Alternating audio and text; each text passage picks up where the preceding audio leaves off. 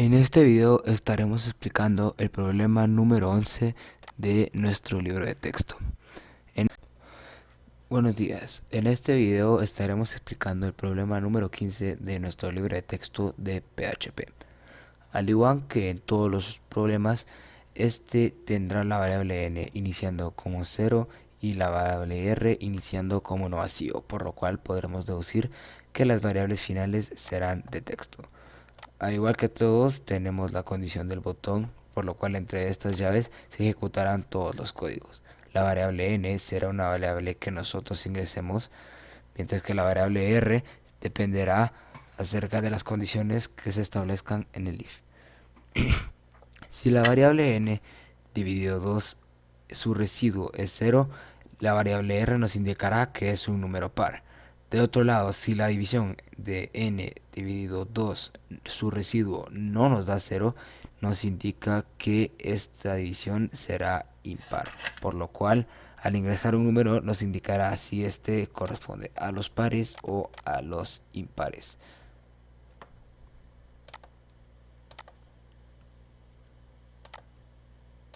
En este video explicaremos el problema número 12 de nuestro libro de texto de PHP. En este problema, la variable n iniciará como 0, pero la r iniciará como una variable vacía, por lo cual en esta se ingresará texto. Esto también se puede utilizar en variables de número, pero es preferible empezar con 0 para que en este caso, si el programa tiene alguna falla, sea más fácil identificar de qué tipo de cuadro de texto es. Al igual que todo, se aplicará la técnica de los comandos en medio de las llaves del botón y del PHP. En este video estaremos explicando los propuestos desde el número 4 hasta el número 10 del capítulo número 2 del libro Fundamentos de Programación de PHP. Iniciaremos con el propuesto 4 y una característica que se verá a lo largo de todos estos, ya que fueron programados por mí mismo, serán que en lugar de iniciar en 0 empezarán como una variable vacía, por lo cual será más fácil para el usuario ingresar los datos. Este problema tiene básicamente la misma estructura. Lo único dato que se necesitaría ver sería la variable de c, la cual cumpliría con la condición de que c es igual a 4 por la variable de a la 4, más 3 por ba, referentes a las variables que ingresamos, más b al cuadrado. Todo esto dividido dentro de a al cuadrado menos b al cuadrado. Por otro lado, se debe tomar en cuenta de que d será igual a 3c al cuadrado más a más b, todo esto dividido dentro de 4. Hay que tomar en cuenta que cuando se menciona a o b, esto hace referencia a estas variables, las cuales, como son dentro de una caja de texto, serán variables de las cuales nosotros podemos manipular esa información. Con el siguiente problema, el cual es el número 5, nos pide que, dados 4 números enteros, obtener el porcentaje de cada uno en función a la suma de los números ingresados. Para esto utilizamos un arreglo, y para que no nos reportara un error siempre y cuando no fuera relevante en el resultado final, colocamos un error reporting 0. Se debe colocar un punto y coma, ya que si no, este no queda cerrado y hará que toda la página no funcione. En este código se indica que la variable a será igual a un arreglo, mientras que la variante p empezará de un modo vacío. Se utiliza la variable de los botones y en esta parte se indica a entre corchetes el número del nivel del arreglo, el cual será representado en casillas vertical y horizontalmente. Más en este capítulo solamente utilizaremos vertical. En este se colocan distintos nombres para que así la información pueda ser completamente distinta de la que ya conocemos. Para este propuesto también se utilizará el ciclo for, el cual nos indica que i empezará con el valor de 0, igual a la primera variable de nuestro arreglo. Mientras i sea menor o igual a 3, igual que nuestra última variable, y también que ahí se le irá sumando un número, una unidad gradualmente conforme se va repitiendo. En este caso se indica que la variable s es igual a sa corchetes si. Pero, ¿qué nos indica esto? Nos indica que irá sumando gradualmente conforme se repite el ciclo, y irá sumando la variable de sa0 o de a1 o de a2, así continuamente. Y para finalmente simplemente el promedio sea la variable s, que es la suma de todos, dividido entre 4, que es la fórmula para sacar un promedio. En el propuesto 6 es una estructura mucho más fácil. Nos piden hallar el área del perímetro de un cuadrado. Un área se encuentra si se multiplica el lado por lado y el perímetro multiplicando lado por 4, o más bien lado más lado más lado más lado, por lo cual se entiende que la variable L será igual a los números que tendremos que ingresar indicando la longitud del lado. A equivalería al área, L por L. P equivalería al perímetro, L más L más L más L. Todo esto entre los básicos como la apertura del PHP, los botones y los corchetes.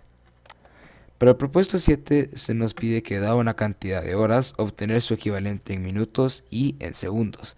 La variable h representará las horas, la m los minutos y la s los segundos.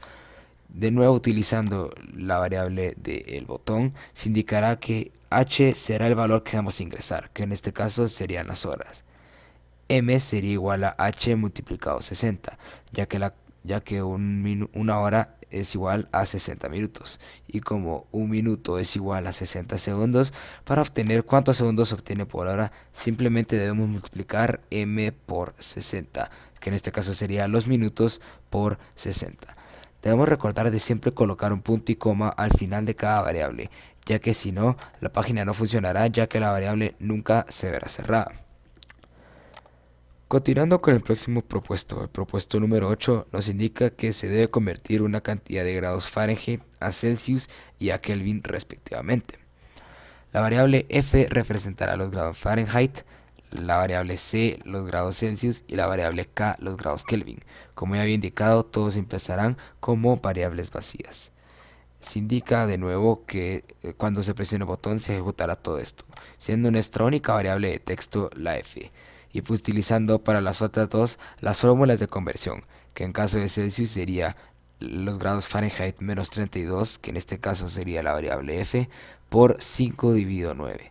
Por lo cual, cuando se ingrese un valor en Fahrenheit, como utiliza la fórmula de convertir de Fahrenheit a Celsius, obtendremos exactamente nuestro equivalente. Mientras que el Kelvin se necesita sumarle 273.15 a los grados Celsius, por lo cual utilizaremos la variable C en lugar de utilizar el proceso de Fahrenheit a Kelvin, el cual es mucho más complicado.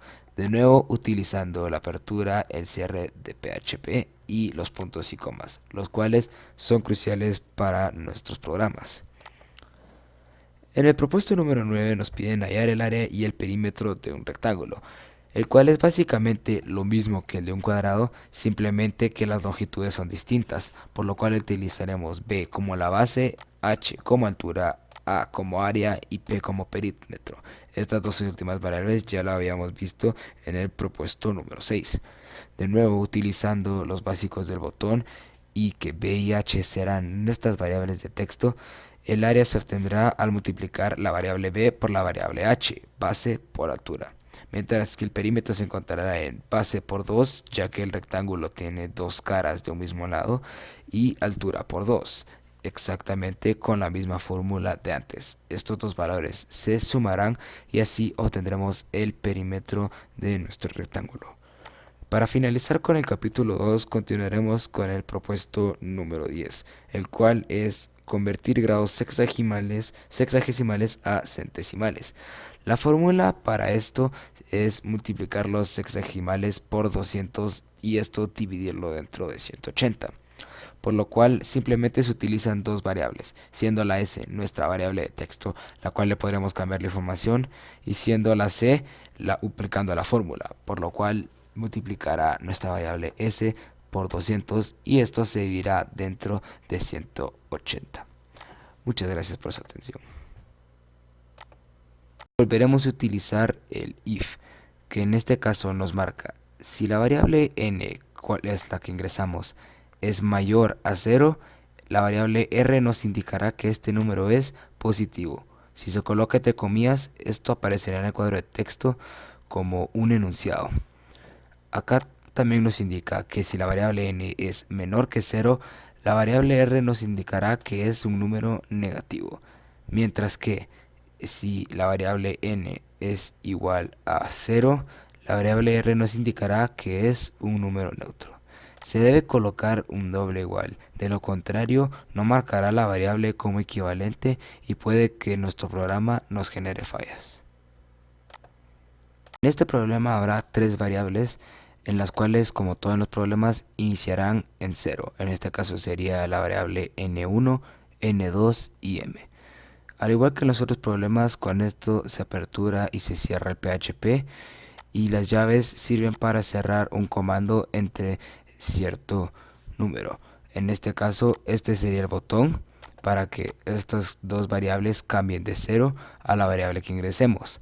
Por otro lado, el if representará que si se cumple la condición que esté en medio de los paréntesis, podremos ejecutar esta función, que en este caso sería si el primer valor que ingresamos es mayor que el segundo valor que ingresamos, la variable m será equivalente al valor número 1.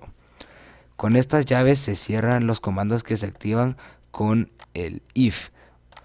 Y con el segundo indicaría que si n1 es menor que n2, en este caso la variable m sería equivalente a n2. Y como se cierran las llaves, este ciclo se dejará de ejecutar.